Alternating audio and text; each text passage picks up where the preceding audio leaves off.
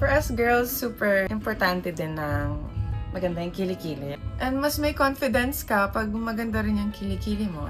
Medyo nahihiya ako guys, pero meron lang akong gustong i-share sa inyo. So alam niyo naman na super maalaga ako sa katawan ko. Napansin ko na meron akong part sa katawan ko na medyo na-neglect ko, and that is my armpits. There are things there na gusto ko sanang i-improve. So I discovered this Lava Joy Let It Glow Serum 2 weeks ago.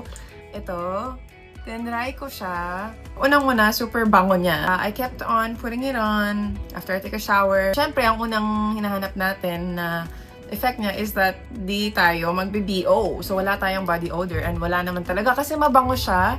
But then, I noticed throughout the weeks na nag-i-improve yung itsura ng kilikili ko. And,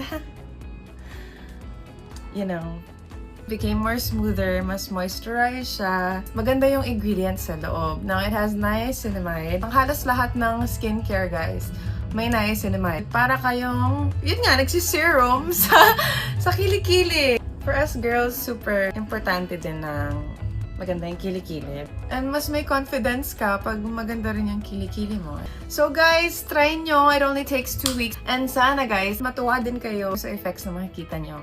Bye guys!